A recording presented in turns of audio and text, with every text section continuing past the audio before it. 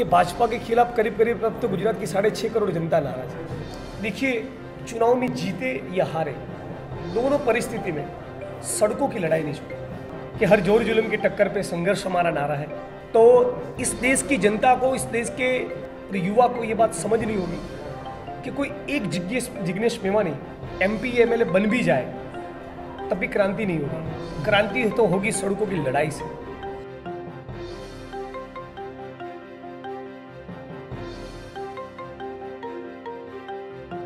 हमारे साथ हैं जिग्नेश मेवानी, जो एक आंदोलनकारी के रूप में पहले दलितों के मुद्दे को लेकर आगे बढ़े, धीरे धीरे बहुजन की ओर उनका अग्रसर हुआ, दलित, पिछड़ों, मुस्लिमों सभी के हकों की बात करने लगे, राज्य सरकार से लेकर केंद्र सरकार पर लगातार हमला बोलते रहे। अब हम पूछना चाहेंगे कि एक आंदोलनकारी को चुनावी रण में क्यों उतरना पड़ा? देखिए, मूलतः हम आंदोलनकारी ही है, लेकिन गुजरात के अलग अलग एरिया में से बार बार ये फ़ोन आते थे कि हम लोग चाहते, गुजरात की जनता चाहती है कि आपके जैसे लोग इस स्टेट की असेंबली में जाए और जिस ताकत और एक कमिटमेंट के साथ सड़कों पर जनता की लड़ाई लड़ रहे हैं, उसी कमिटमेंट के साथ जनता के जो मुद्दे हैं उसको असेंबली में भी उठाए।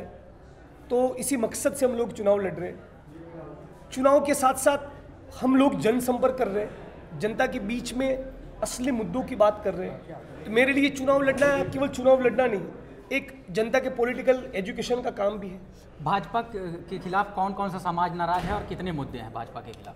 देखिए, भाजपा के खिलाफ करीब करीब अब तो गुजरात की 6.5 करोड़ जनता नाराज है। दलित समाज सड़कों पर है, पाटीदार सड़कों पर है, OBC सड़कों पर है, किसान सड़कों पर है, युवा सड़कों पर है, मजदूर सड़कों पर है, आशा वर्कर, आंगनबाड़ी की बहनों सड़कों पर है। सारे लोग अब गुजरात में खुद को गुजरात के विकास के मॉडल का विक्टिम पा रहे हैं। पिछले 1.5-2 सालों में कितना बदला है गुजरात?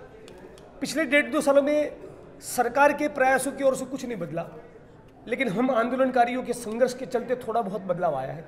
और मैं मानता हूँ इन आंदोलनों के चलते सबसे बड़ी कोई बात हुई है तो ये हुई है कि हज़ारों की तादाद में युवा वर्ग पहली बार जो सड़कों पे आया, उसका एक राजनीतिक दृष्टिकोण, पॉलिटिकल पर्सपेक्टिव डेवलप हुआ। ज़्यादातर लोग जो सड़कों पर आए उसका एक बहुत बड़ा तबका आज एंटी एस्टैब्लिशमेंट है।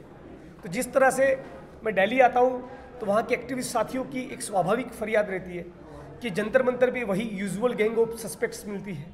उसी तरह का सीन हमारे अहमदाबाद में भी होता है। लाल दरवाजा, सरदार बाग या इनकम टैक्स 4 रास्ता पे हम लोग धरने पे बैठते हैं, तो जिनको बदलना नहीं, करीब करीब वही लोग लगातार एक दूसरे कार्यक्रम में मिलते हैं। ये परिस्थिति बदलनी चाहिए, ऐसी फीलिंग सारे कर्मशील साथियों में, एक्टिविस्ट फ्रेटर्निटी में लंबे अरसे से मैं देख रहा था। गुजरात में ही क्यों चुना? जिग्नेश ने बड़गाम ही क्यों चुना? उसके पहले मेरी बात खत्म कर दूं। लेकिन गुजरात में जिस प्रकार से ये जो जन आंदोलन हुए और उसमें जो युवा वर्ग बाहर आया, ये गुजरात की सच्ची पूंजी है। वडगाम इसलिए चुना कि बनासकांठा में हम लोग बार बार आते रहे, वाव में, थराद में, डिसा में, पालनपुर में, सुईगाम, लाखनी, ये सारे तहसीलों में हमको बहुत अच्छा जन समर्थन मिला। हम लोगों ने यहाँ पर लैंड के मुद्दे पर स्ट्रगल भी किया है। ऊना की घटना के 1 साल पर जो आज़ादी कूच हुआ, जो महसाना से निकाला था, और धानेरा जो बनासकांठा का तहसील है, वहाँ पर वो यात्रा रुकी, वहाँ पर भी ज़मीन का पट्टा मिला। तो बार बार यहाँ पर मेरे कार्यक्रम होते रहे। साथ साथ वडगाम की सीट में दलित, मुस्लिम, ठाकुर, व्यापारी सभी साथियों का बार बार फ़ोन आता था कि आपके लिए सीट बहुत अच्छी है, आप यहाँ पर आइए, यहाँ से चुनाव लड़िए। हम चाहते कि आप लोग यहाँ पर से लड़े और गुजरात की असेंबली में जाए। तो वडगाम की सीट चुनी, और सीट चुनते ही मैंने सारे पॉलिटिकल पार्टीज़ को अपील किया था कि जिग्नेश मेवानी और भाजपा के बीच में ही टक्कर हो। तो तुरंत अरविंद केजरीवाल का ट्वीट आया, उन्होंने शुभकामनाएं दी। पहली वो पॉलिटिकल पार्टी थी जिन्होंने अनाउंस किया कि जिग्नेश के सामने हम लोग कोई अपना कैंडिडेट खड़ा नहीं करेंगे, बल्कि उनको खुला समर्थन करेंगे। दूसरी कुछ दलित पॉलिटिकल पार्टीज़ के लोग भी अपने कैंडिडेट्स को विड्रॉ किए हैं।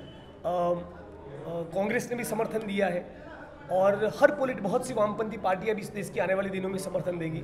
अम्बेडकरेट ग्रुप्स और सारे प्रगतिशील लोग धीरे धीरे करके गुजरात की इस वडगाम बैठक पर आएंगे। क्या युवा दलित नेता की जो संज्ञा थी, अब उसे कहा जा सकता है कि बहुजनों के साथ एंटी एस्टेब्लिशमेंट की आवाज़, भाजपा सरकार विरोधी आवाज़ बन चुके हैं जिग्नेश मेवानी?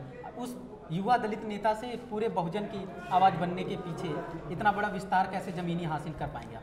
देखिए, ऊना की घटना के रिस्पॉन्स में जो दलित आंदोलन हुआ वो बहुत गजब का था। वो एक माइलस्टोन आंदोलन बना। उसके चलते जिग्नेश मेवानी दलित यूथ लीडर, उस तरह का टैग मेन स्ट्रीम मीडिया वगैरह से मिला, लेकिन उसके पहले के हमारा काम देखें तो सफाई कर्मियों के मुद्दों के साथ मेरा सरोकार रहा है। लघुमती समाज के सवालों को लेकर मैंने संघर्ष किया है। दंगों की पीड़ित हो, आत्महत्या करने वाले किसान हो, विडो बहनें हो जिनको पेंशन नहीं मिलता, दलित समुदाय के लोग हैं, आदिवासी कड़िया मजदूर है जो कंस्ट्रक्शन वर्कर्स हैं, उनके सवाल हो, ईंटों के भट्ठों के मजदूर हो, तो सारे जो भी वंचित तबके हैं उन सभी के हितों की बात करता रहा हूँ पहले से। चुनाव के बाद जिग्नेश अगर चुने जाते हैं तो वो क्या बदलाव लाने वाले हैं, खासकर युवाओं के जीवन में?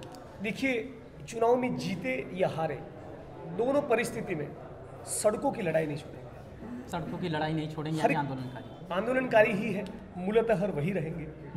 यदि जीते तो जिन मुद्दों को लेकर सड़कों पर संघर्ष किए हैं उन मुद्दों को लेकर एक ज़बरदस्त ताकत के साथ हमारा आवाज़ असेंबली में रजू करेंगे, पेश करेंगे, लेकिन सड़कों की लड़ाई का कोई विकल्प नहीं है। एक आखिरी सवाल, बड़ी ईमानदारी से स्वीकारना होगा कि अभी जो हालात बने हैं पूरे गुजरात राज्य में सबसे आगे पार्टी कौन सी दिख रही है? आप तो निर्दलीय कैंडिडेट हैं, फिर भी दो बड़ी पार्टियां भाजपा और कांग्रेस हैं, आपको सबसे आगे कौन दिख रहा है, या फिर भाजपा की क्या ज़मीन खिसकती हुई नजर आ रही है? भाजपा की ज़मीन डेफिनेटली खिसकती नज़र आ रही है और गुजरात की जनता बहुत आगे दिख रही है। गुजरात की जनता बहुत आगे दिख रही है।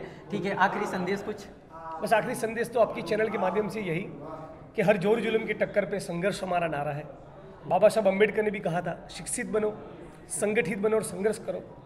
तो इस देश की जनता को, इस देश के भूमिहीन खेतीहर मजदूरों को, फैक्ट्री वर्कर्स को, श्रमजीवी वर्ग को, वर्किंग क्लास को और युवा को ये बात समझनी होगी कि कोई एक जिग्नेश मेवानी MP MLA बन भी जाए तब भी क्रांति नहीं होगी। क्रांति तो होगी सड़कों की लड़ाई से।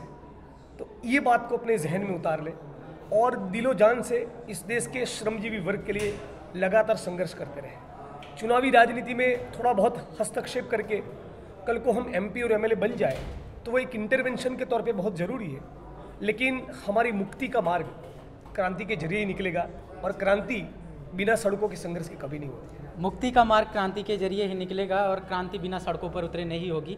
बहुत सारी बातों पर जिग्नेश मेवानी ने खुलकर जवाब दिया, कुछ बातों को बड़ी सफाई से वो जनता की लड़ाई वर्सेस भाजपा की लड़ाई कहते आगे बढ़े।